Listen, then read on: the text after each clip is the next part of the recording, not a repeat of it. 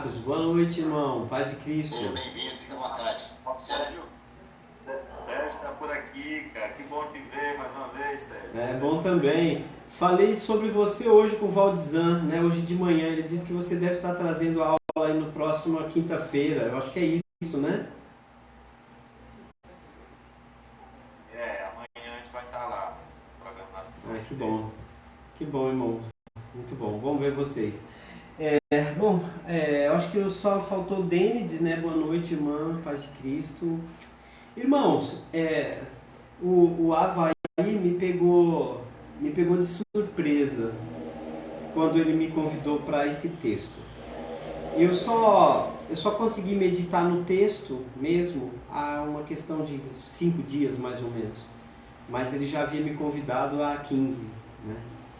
E quando eu me apeguei ao tema, né, que ele passou para mim, no Getsemane, a gente sempre se reporta, né, quando escuta do Getsemane, a gente sempre pensa naquele momento doloroso para Jesus, né, que ele sofreu ali, derramou lágrimas de sangue e aquele momento dramático de sofrimento, de oração, os seus discípulos ali dormindo ao invés de estar vigiando e orando. E a gente sempre, quando pensa, né, nesse texto, ou textos próximos ali, ou mesmo na prisão de Jesus, quando os soldados surram ele, aquele caminho, né, aquele caminho ali, que começaram a bater nele até chegar o momento da cruz, né, até chegar ao Gólgota, a gente sempre pensa na dor, no sofrimento, né? E meditando no texto de uns dias para cá, eu fiquei muito surpreso com uma coisa que eu li. E de verdade, sabe, irmão Havaí, muito obrigado por isso, por me fazer olhar para esse texto diferente.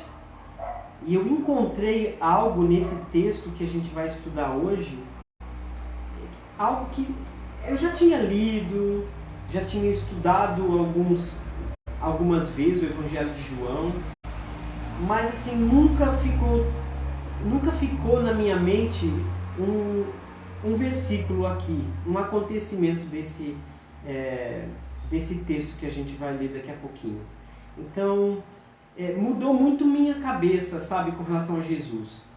E nós caímos num erro, muitas vezes, de até pregar ou de enxergar somente o sofrimento de Jesus. E a gente lamenta por isso. Parece até que nós sofremos com as dores de Jesus. Só que estudando esse texto, irmão, eu me toquei, né? Eu acordei para uma grande realidade. Esse nosso Senhor, esse nosso Jesus, esse Senhor que nós pregamos e cremos e seguimos, ele era realmente um cara incrível. E ele tinha muita força. Ele demonstrou, a partir daqui desse texto, uma autoridade, irmãos.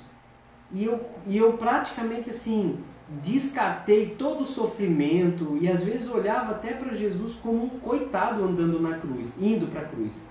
Mas, irmãos, não é nada disso. Esse homem que nós seguimos, que eu vi um retrato aqui, é muito forte. Ele é muito poderoso. Ele estava sob total controle da situação. Não é? E muitas vezes nós caímos na tentação de olhar com os olhos humanos, com os olhos não espirituais, e enxergamos Jesus como um ser até fraco, doente, sofredor, tá certo? Mas aquele homem, ele enfrentou tudo o que ele enfrentou, sabe? De cabeça erguida, cheio de graça e de verdade. E eu me surpreendi com esse texto que o Havaí passou para mim.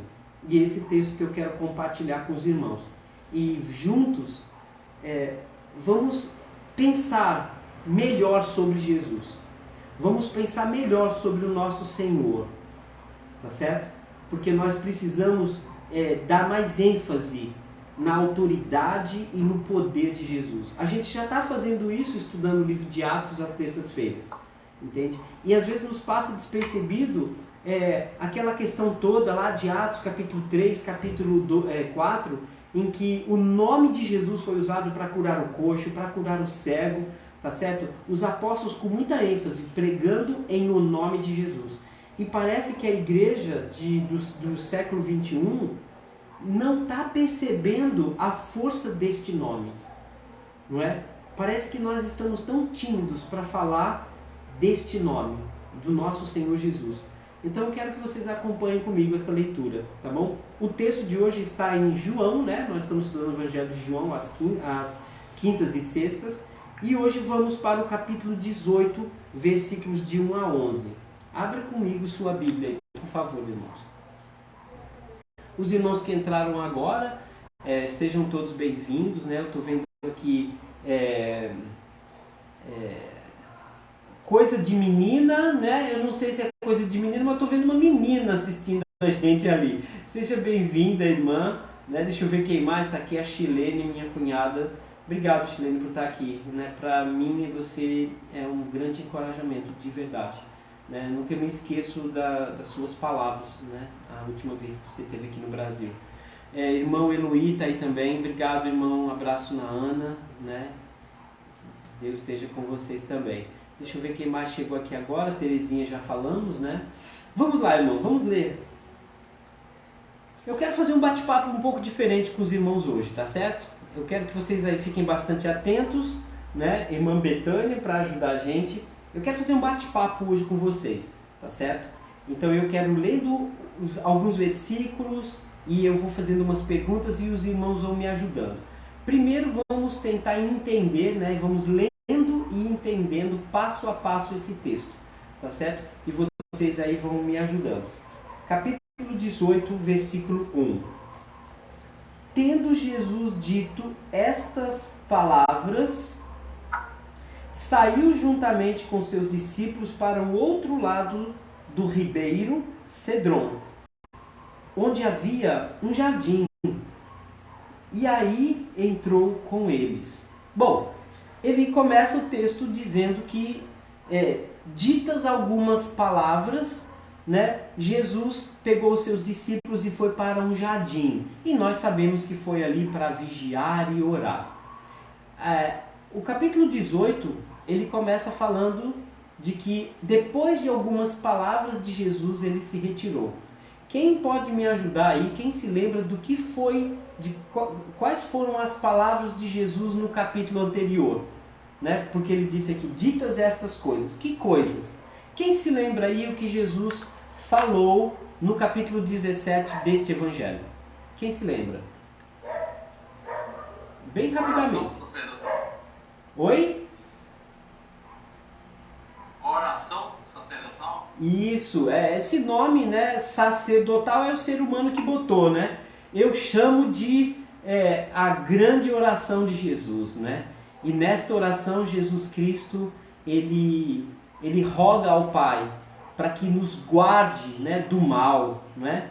E Jesus ainda diz que queria que Deus nos tratasse como ele trata o próprio Filho, né? Por isso que ele diz, eu sou um em ti e eles são um em nós, né? Então ali Jesus, ele está, no capítulo 17 de João, ele está fazendo uma oração incrível. Na verdade, é uma grande oração narrada por Jesus Cristo, a maior delas. Lembrando que Mateus capítulo 6 era um ensinamento de Jesus, ali não era Jesus orando, mas ali era Jesus ensinando sobre oração. Aqui não, no capítulo 17 é Jesus orando, é uma oração que foi registrada, né? Então, antes mesmo da oração, sabe qual era a frase que mexeu muito com as pessoas?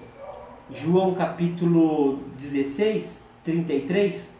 No mundo passai por aflições, mas tende bom ânimo. Eu venci o mundo. E eu quero que vocês se apeguem a essa palavra. Eu venci o mundo. Depois que Jesus disse isso, ele vai e ora com seus discípulos. E aqui no capítulo 18, feito esta oração, ditas estas palavras, né, e que fique bem claro no nosso coração aqui o que Jesus disse: no mundo vocês vão passar por aflição. Tá certo? Isso é um princípio bíblico que pode ser encaixado em muitos contextos. Não foram somente os irmãos do primeiro século que passaram por aflições. Muitas vezes nós passamos aflições também. Então, a palavra aflição e que nós passaríamos, isso se encaixa no contexto da igreja. Nem sempre passamos por aflições, mas é possível que alguns irmãos, algumas igrejas passam por aflições sim. E a gente não sabe o que nos espera ainda. Bom, mas dentro desse contexto, irmão, a palavra importante é: eu venci o mundo. Ele ora agradecendo a Deus pela união. E aqui no capítulo 18, ele então se retira para orar. Ou seja, Jesus já tinha decretado que eles passariam por aflições. Jesus faz uma oração para fortalecer a fé deles, não é? Pedindo a Deus por eles. E Jesus disse, né, uma das coisas importantes lá da oração de Jesus, ele disse: Pai, não peço que os tires do mundo, mas que os guarde do mal, não é? Jesus não estava pedindo que Deus livrasse eles da morte ou do sofrimento, mas que Deus guardasse ele do mal. Que mal era esse? Que mal era esse?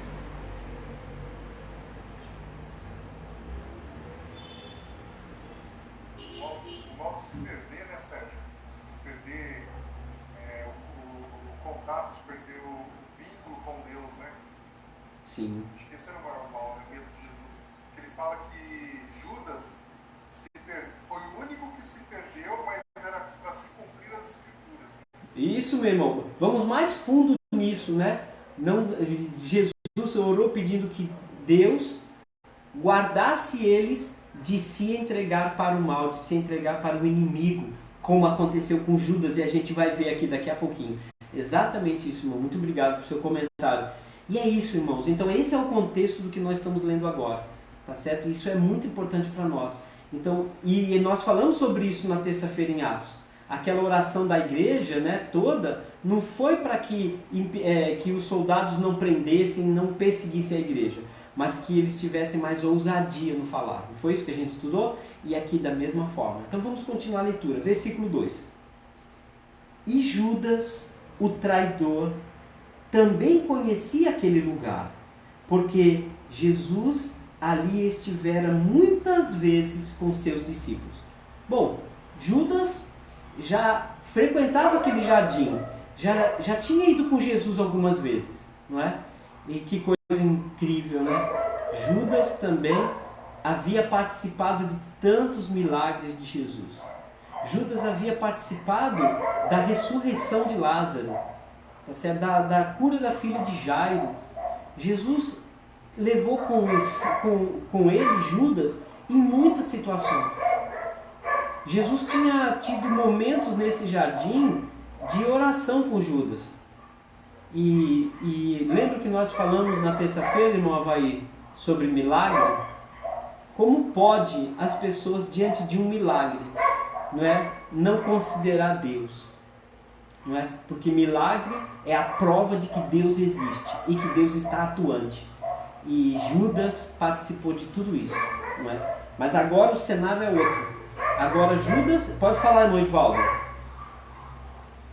Nossa, esse cachorro está latindo. Eu tenho comigo, né, uma coisa que ela... Você fecha a porta aqui para mim, enche a janela, por favor? Sou eu, tudo que a Bíblia diz, tá?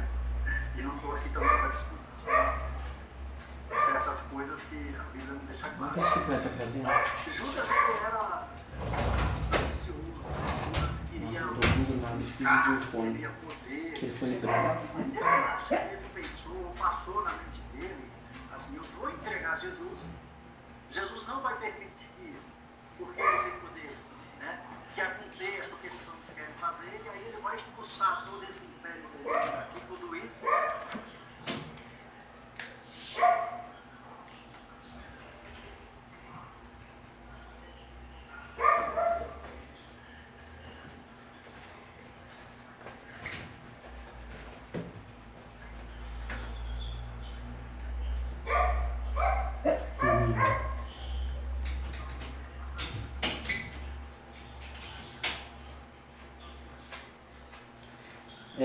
Até conversando com a Chile esses dias, a Chile veio pensando muito nesse texto, né, e me fazendo algumas perguntas.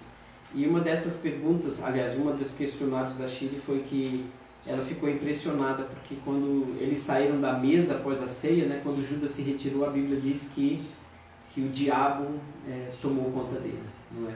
Então, independente de qualquer expectativa humana, independente de qualquer erro, né, da nossa esperança em Cristo, tem pessoas que esperam certas coisas de Cristo e não a vida eterna e não a santificação. Independente disso,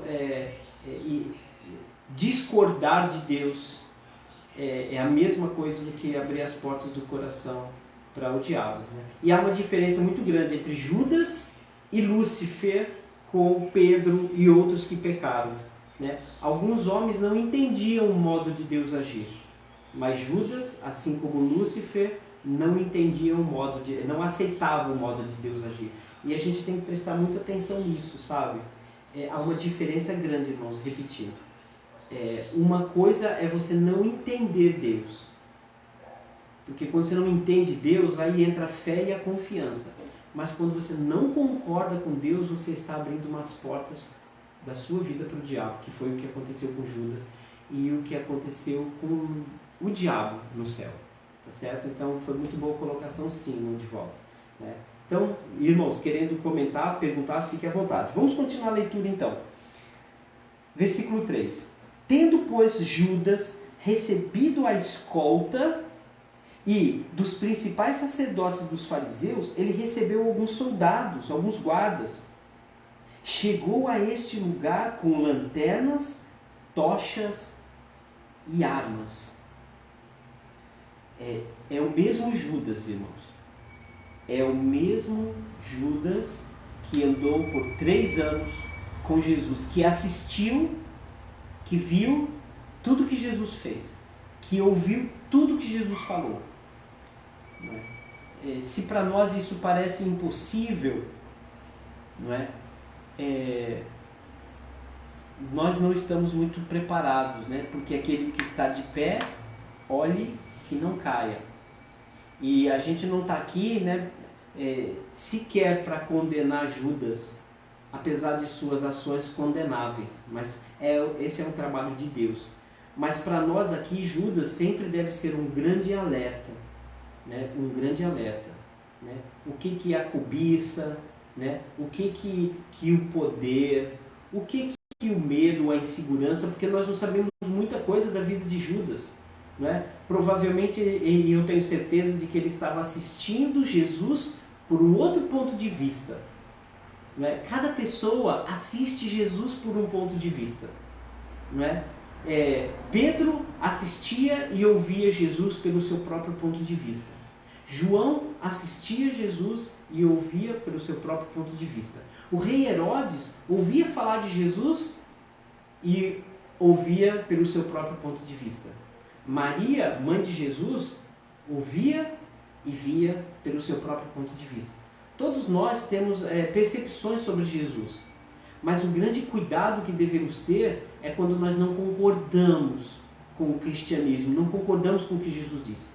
Quando a gente coloca aí, está certo, uma colocação de dúvida, mas, porém, contudo, todavia, no entanto, essas são expressões que a gente utiliza de dúvida. Algo, né? E algo muito importante que aconteceu foi que Judas, desde o princípio, não concordava com o modo de Deus agir. Não concordava com o que aquela mulher fez com aquele bálsamo que derramou sobre os pés de Jesus, caríssimo. Ele provavelmente não concordava com a própria multiplicação dos pães. Ele não concordava com o que Jesus falava para aquele jovem rico. Provavelmente ele o tempo todo estava participando daquilo, integrado a todo mundo, envolvido sim na tesouraria, né, daqueles serviços todos, porque eles recebiam ofertas, mas discordando de absolutamente tudo. E ele permitiu que essa discordância, né, o afastasse. Ele estava tão perto de Jesus, né, mas muito longe da cruz. Eu li isso no livro, essa frase, e eu nunca mais me esqueci dela. Mas essa é uma grande verdade, irmãos. Então aqui Judas foi com esses soldados, né, do templo e foram lá para prender Jesus. Versículo 4. Sabendo, pois, Jesus todas as coisas que sobre ele haviam de vir. Olha que coisa interessante. Jesus sabia o que haveria de vir sobre ele. Adiantou-se e perguntou a eles: a quem buscais? Olha só, Jesus não sabia que eles foram buscá-lo? Por que então que Jesus perguntou? Se Jesus sabia que eles foram procurá-lo para prender, por que Jesus vira para eles e diz: a quem vocês buscam? Jesus poderia dizer: eu sei que vocês vieram me buscar, estou aqui. Eu estou aqui. Mas Jesus não falou isso. Jesus perguntou a eles: a quem vocês vieram buscar? O que vocês acham, irmãos, que Jesus quis dizer com essa pergunta? Sabendo ele o que eles iam fazer.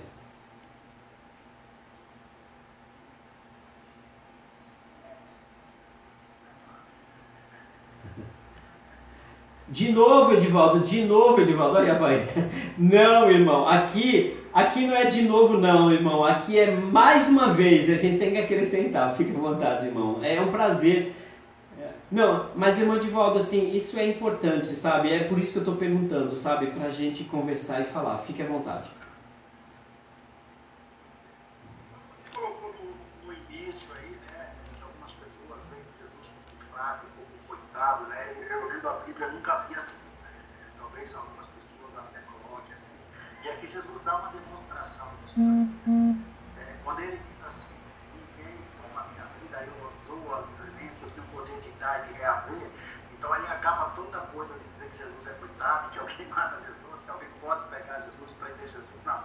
Ele antecipou e eu acredito que aqui ele está mostrando, né, para quem estava ali, ficou escrito para a gente, né, que Jesus não é nenhum coitado, né, que se ele quisesse se livrar, que ele tinha poder para isso e tudo mais, mas ele veio para obedecer e para passar, né, por tudo aquilo que Deus havia planejado para que nós pudéssemos ser beneficiados, né, com tudo isso que Jesus fez. Né. Então, quando ele diz a quem procura sou eu, e ele diz sou eu, o que acontece? Né? Eles entram em choque, caem, ou seja, Jesus diz assim: bom, agora, né, vou passar no meio de vocês e vocês não têm poder nenhum contra a minha pessoa. Né? Então, eu vejo assim, Jesus mostrando aqui, né, ensinando, né, para os teus discípulos, para dizer: olha, não temas, né, eu sou contigo, né, isso depois, né, com todas as coisas, né, que agora, depois que vai ser com vocês. E aí a gente já viu, né, algumas coisas, né, com os discípulos de Jesus, principalmente com Pedro lá em Atos, perdendo esse medo. Verdade. Dizendo: quem buscar é Pedro, sou eu. Pedro queria dizer, com certeza. Né? É isso daí, é verdade. É exatamente esse sentido. Em cada frase de Jesus aqui nesse texto é para demonstrar o seu poder, que ele estava sob o controle de tudo. Irmã Betânia. Também ele assume a sua identidade, né? Que no meio das adversidades, das coisas ruins, geralmente as pessoas se escondem para ter uma circunstância favorável, né? Mas ele, mesmo sabendo disso, ele assume quem ele era. Ele é corajoso, vitorioso, né? Lembra muito da aula de ontem, né? Ousado. É isso aí. Irmão Deovaldo.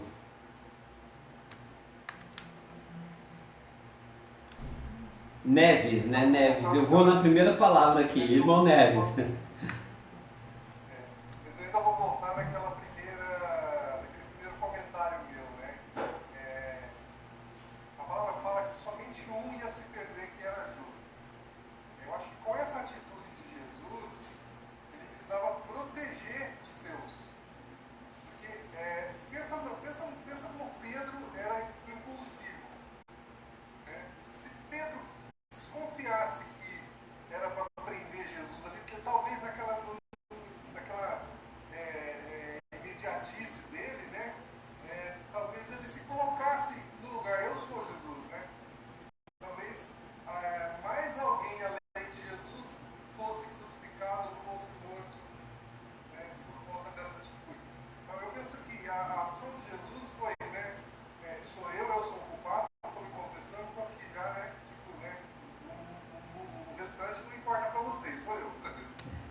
uma atitude de defesa dos seus. Isso é uma boa colocação. Com certeza isso está envolvido, né? Isso está envolvido, até porque Jesus vinha com isso, né? Para protegê-los. E a gente vai ver isso até no que Jesus falou para Pedro daqui a pouco. Mas sabe, irmãos, um detalhe muito importante que não podemos nos esquecer aqui. Quando Jesus pergunta a quem vocês procuram, foi Jesus dando uma oportunidade para aquelas pessoas saberem, não é? Quem era Jesus. Por quê? Porque olha só o que ele diz no próximo versículo. O que o irmão Edivaldo até já adiantou para a gente um pouco, né? Responderam, versículo 5. Procuramos Jesus, o Nazareno. É como se Jesus dissesse para eles, vocês sabem quem vocês estão procurando para aprender? Vocês sabem a quem vocês estão sendo injustos? Né? E um detalhe muito importante, irmãos e irmãs, que nós podemos notar aqui, é que aqui Jesus não é a vítima. Não se esqueçam, irmãos, Jesus nunca foi uma vítima. Jesus estava totalmente sob controle. Ele se entregou. Ele se entregou. Tá certo? Não foram os homens que prenderam Jesus. Foi ele que se entregou para ser preso. Não foi Jesus quem foi morto. Foi Jesus que entregou a sua vida por nós. Não foi Herodes quem deu a ordem final. Não foi Pilatos. Não foram os líderes judeus. Foi Jesus que se entregou. Porque o próprio Jesus disse que se ele quisesse, ele chamaria legiões de anjos. Nem o Império Romano tinha legiões naquela região toda. Mas Jesus disse, se eu não quisesse, eu teria chamado legiões de anjos para me proteger. Vocês não entenderam, não, que eu sou quem sou? Agora, olha só, irmãos, que fantástico. Nesse versículo 5 ainda. Então, Jesus lhes disse, sou eu. A expressão aqui, irmão, eu sou. Sabe de quem é essa expressão? Essa é a mesma expressão que Moisés ouviu na sarça ardente quando disse a Deus, Senhor, o que eu vou dizer para Faraó? Quem me mandou? E Deus disse para ele, diga que o eu sou te mandou. Esse mesmo poder, esta mesma força, irmãos. Aqui, irmãos, não era Satanás através de Judas, não era Judas, não eram os soldados, não eram os escribas, não eram fariseus, não eram os saduceus, não era ninguém, irmãos. Aqui todo principado e potestade se dobrava a Jesus. O que diz Salmo 27, versículo 2? Algum irmão pode ler para a gente aí, por favor? Salmo 27, versículo 2.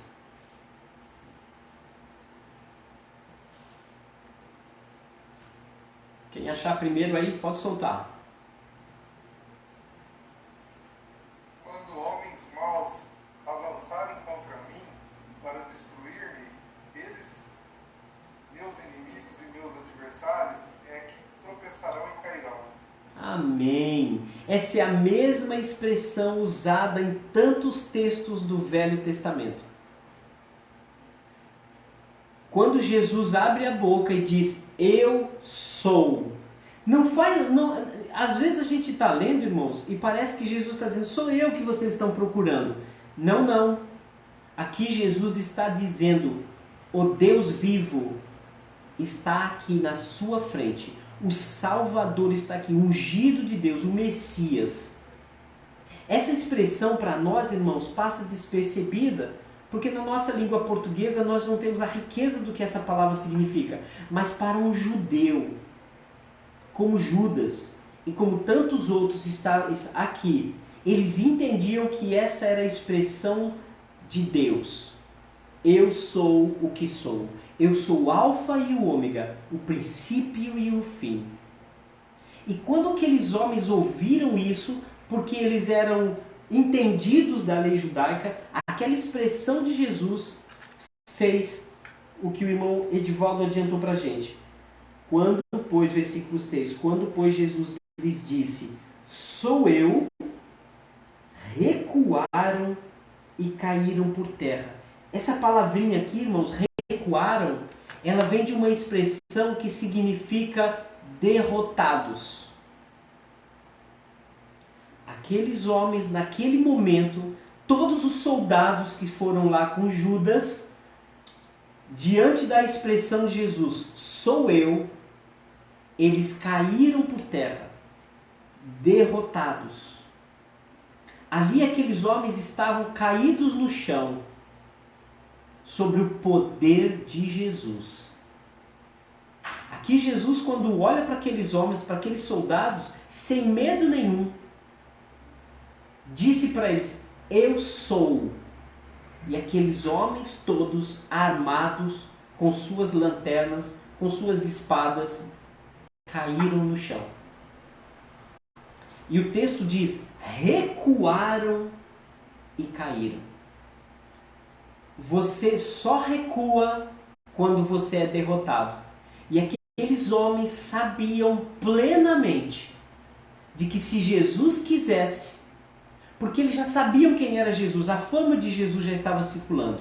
É o Senhor dos Senhores, o Senhor Deus dos vivos, o Criador, porque esteve na criação com o Pai. Eles recuaram porque sabiam que naquele momento eles podiam ser derrotados. É fantástico isso, irmãos. Esse texto, ele nunca falou tanto para mim. Porque aqueles homens, quando ouviram o que Jesus disse, eles voltaram, recuaram. Esse recuar, irmãos, para dizer, não, nós não podemos fazer nada com o Senhor. Nós não podemos lhe prender. Nós não podemos fazer nada contra ti. E nós tememos o seu nome e nós caímos agora. É isso que significa, irmãos. E o texto continua, versículo 7. Jesus de novo lhes perguntou, a quem vocês buscam? É a mim que vocês buscam? Como vocês podem querer fazer algo contra mim? E eles responderam, a Jesus, o Nazareno. Então lhes disse Jesus, já vos declarei que sou eu. Se é a mim, pois, que vocês buscai, deixem que estes se vão. Aquilo, né, irmão Neves? Protegendo seus discípulos. Aqui Jesus está totalmente no controle, irmãos. Estes eu quero que vocês liberem. Ali é a voz do Senhor dos Senhores.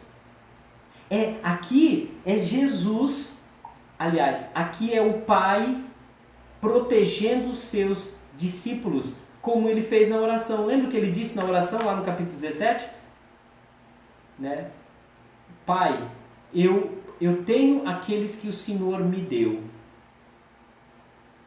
Guarda-os. E aqui é se cumprindo. Jesus guardando aqueles discípulos, mandando que eles saíssem, e Jesus dizendo, eu me entrego por minha livre e espontânea vontade. E continua no versículo 9.